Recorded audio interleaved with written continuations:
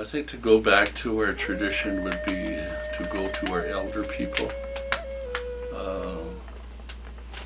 Years ago, my grandfather told me that we have to have our elder people to survive, to continue our stories, to continue our traditions.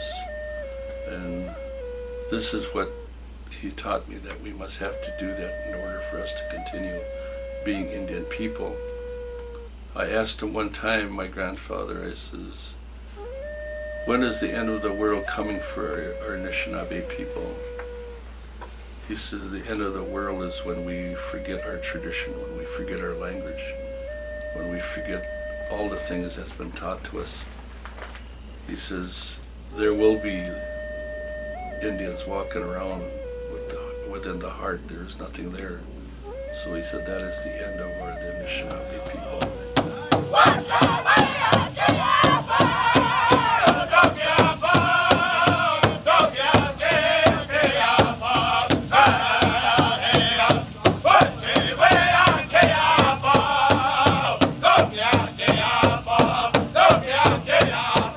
Well, yes, I am a Anishinaabe from Waswaganin, Wisconsin, which is Lac de Flambeau, Lake of the Flaming Torches, and tobacco used to be a spirit, and that spirit gave his life for us, all people, all Anishinaabe people on this Turtle Island, and for him to sacrifice us that, we should honor that every day, in anywhere, city, any part of the world. We should always honor our medicine, especially tobacco. See, where I came from, my mother and dad spoke Potawatomi, so that's my language, and that's my tribe. We've always had tobacco. Every day was tobacco, like in the mornings I sit down and I smoke here, and I smoke in the evenings, and I smoke a lot during the day for other people, but I do not inhale that smoke. All I do is take it and just put it in my mouth and I blow it out.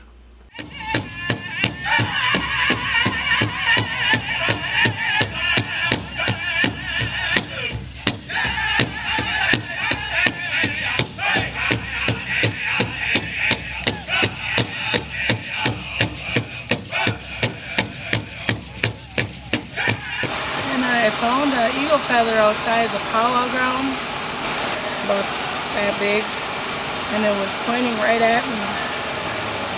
So I put some tobacco out and I picked it up, and there was an elder man, like probably about 5 feet from me, and he said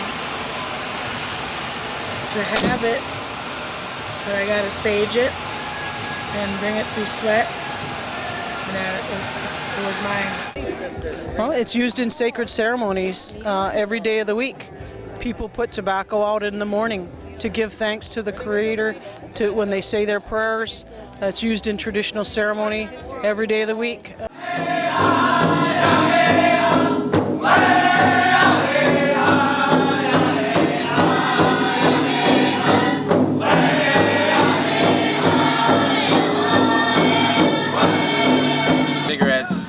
I smoke cigarettes myself, and I think it's very unhealthy, but it hooks you, man. It really does.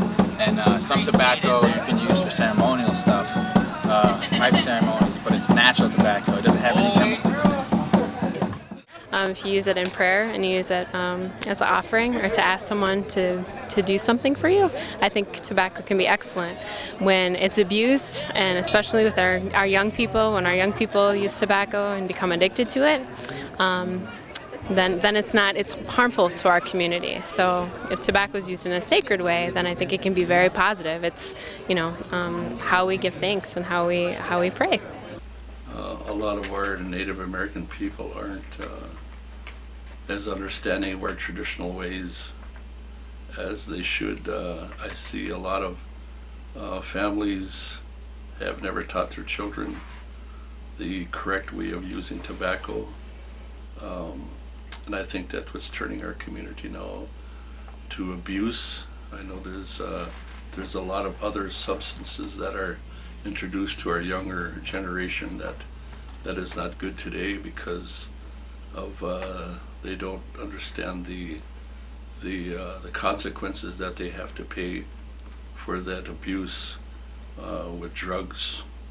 I think tobacco, the European tobacco, is in that category of drugs with the nicotine. I think the shift is with modern cigarettes, tobacco, pipe tobacco, that kind of thing. It's you no longer have that social piece to it where people used to sit around and socialize and smoke. Now if you want to smoke, you just watching TV, you light up a cigarette. At a powwow, you can go out and smoke.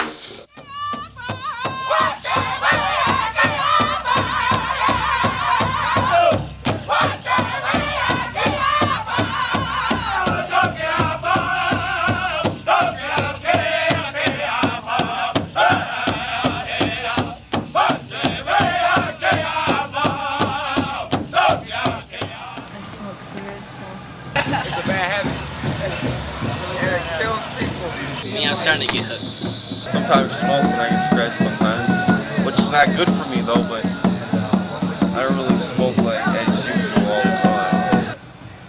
I think it's alright. Yes, I do know that smoking harms people's health, for sure.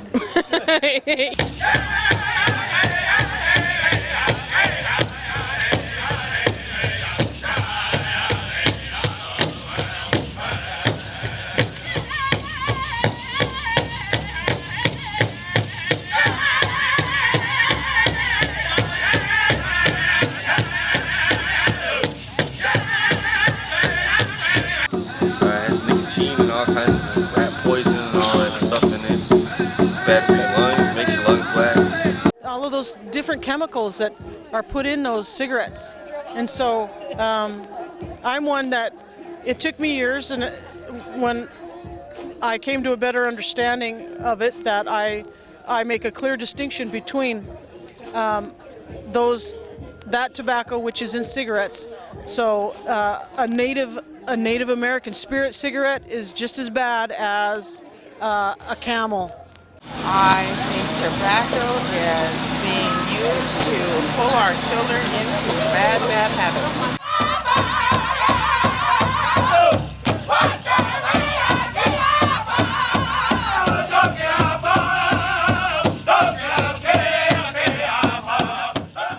Well, I've been smoking since I was like 2 years old.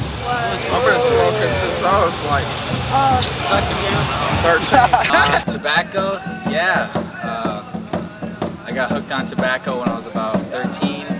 I'm 18 now, and I've been hooked on it ever since. And it's really, really hard to quit. It really is. It's anybody who's quit would tell you that it's really hard. It takes time to quit. Absolutely. My mother died from from complications of emphysema, and I've seen it firsthand. I suffer from secondhand smoke. I'm extremely allergic to cigarette smoke, and that is because I grew up with cigarette smoke being so far up in the house, kind of this haze moving throughout the household. I lost my husband a year ago to health-related tobacco problem, and he would not give them up to the very end. He had many cigarettes all stocked up so that he could smoke for the next month. That's how much tobacco had a hold of him. I don't want my kids to smoke. I don't want anybody's kids to smoke.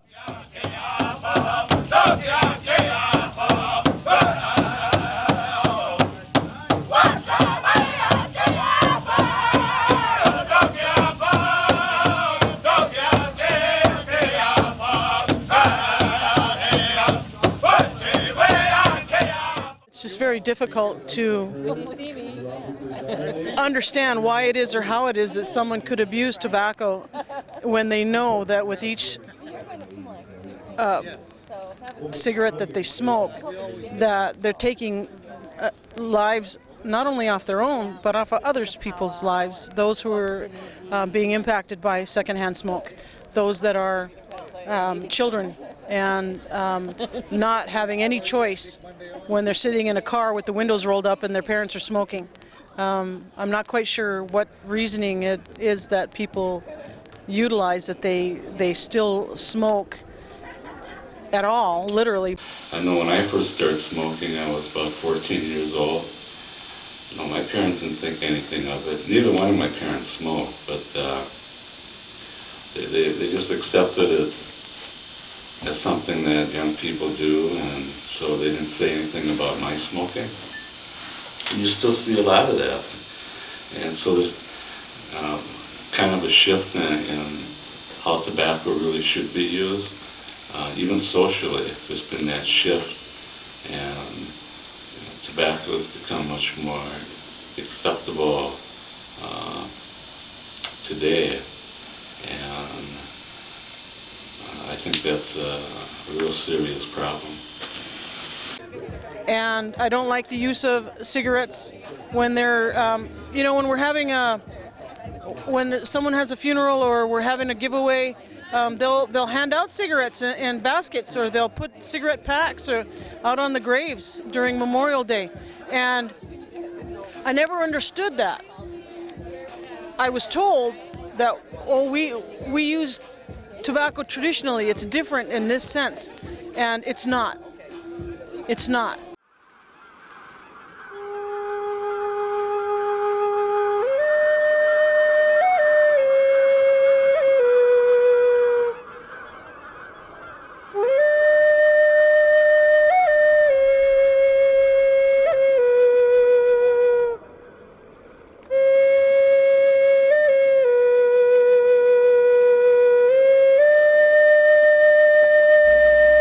Well, when we Anishinaabe people, we used to live on the East Coast. We always used tobacco. They called it kinnick in the language. But what we did was, when they started encountering European people, the European people had what they called tobacco. And they grew that. They grew that plant when they were in Europe, and they brought it over here. And Native American people have always used Sema, that kinnick. And when they see the white man or the Europeans come with their plants, the tobacco plants, what they did was they started to adopt some of that plants. The white man would give it to them, and a lot of times it was used in treaties.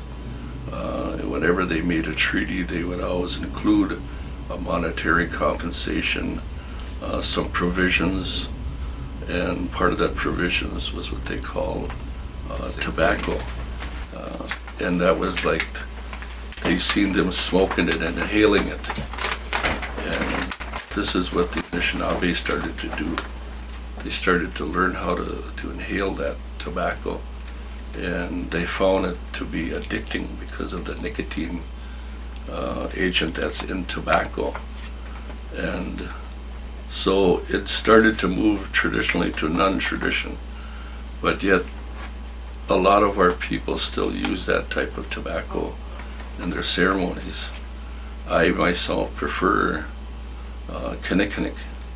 I'd love to use kinnick in the pipes that I use, and but this is how this started, and how our younger people and our older people started to accept tobacco, that way of smoking it as a pleasure.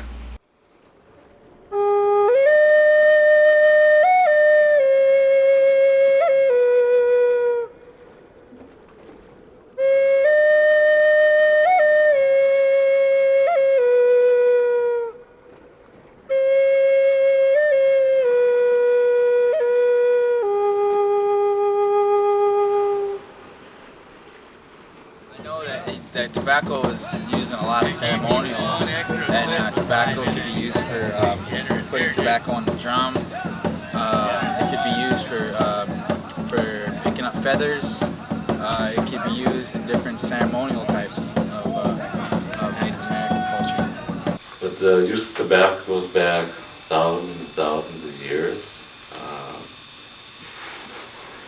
And it seems like there was always a couple different reasons why it was used. One reason it was used was pray with. Another reason it was used just was simply for social situations. I was fulfilling a commitment and I was praying and I had that tobacco in my hand, and while I was praying and happy that I could fulfill this, I could feel that spirit of that tobacco like going into my hand. It was like alive, and that's when I really understood and had more connection and relationship with that tobacco in the spirit world.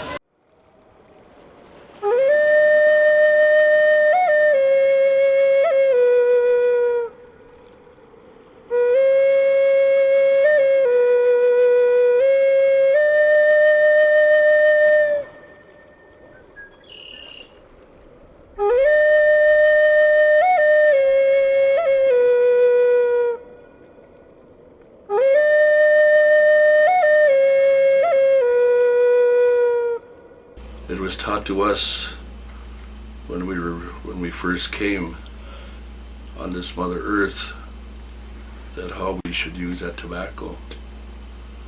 And we always use what they call red willow or red dog willow, either one of them they call that.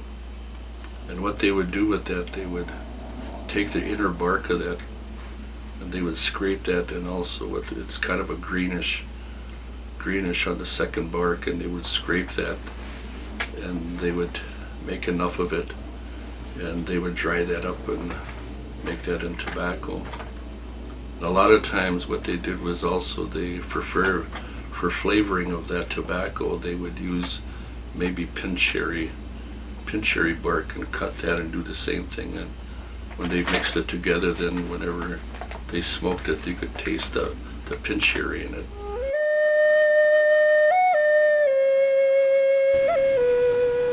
Pipes are very powerful. They're nothing to fool around with, and it's like an altar, you know. Only it's a pipe, and you use that to pray with. And there's a lot of power in those pipes, and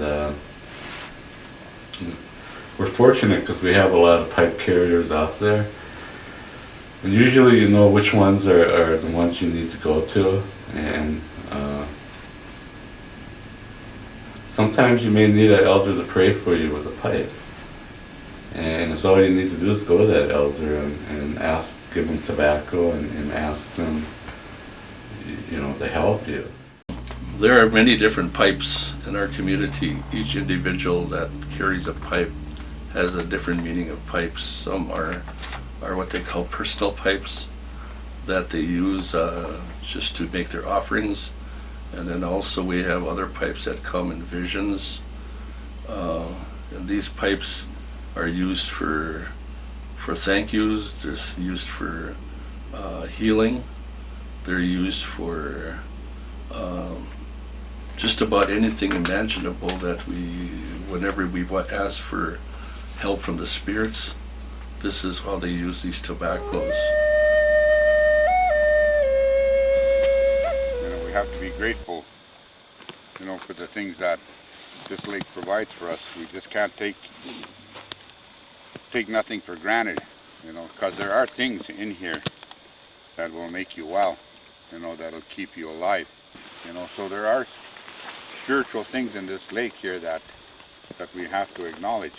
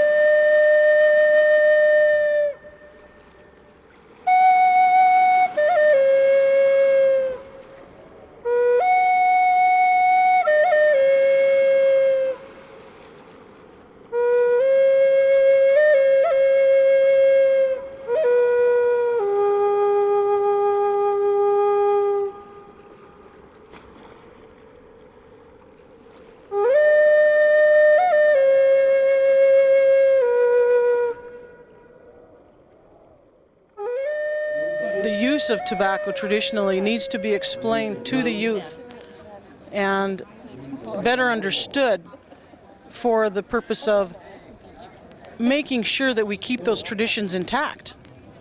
But there's a clear, distinct difference between the traditional use of tobacco and tobacco abuse.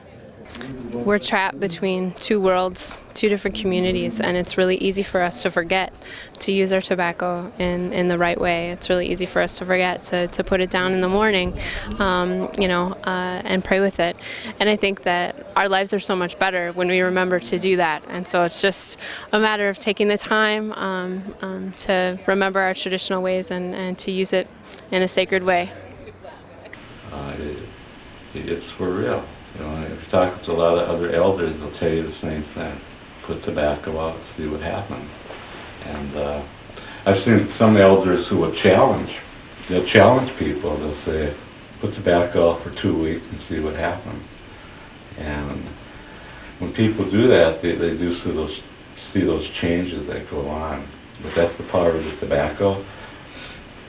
Because the Spirit's here. They listen to you. They can hear you through that tobacco. That's your gift to them. It's our responsibility as adults to teach that to children, that there's a difference, to be aware of it, and when we're doing things in the community and when we're interacting with youth, to not use tobacco in their presence. If you smoke, don't use tobacco in their presence. Have respect for them as children. Have respect that they are learning from you as a role model, whether you want them to or not. And please stop smoking. It's killing you.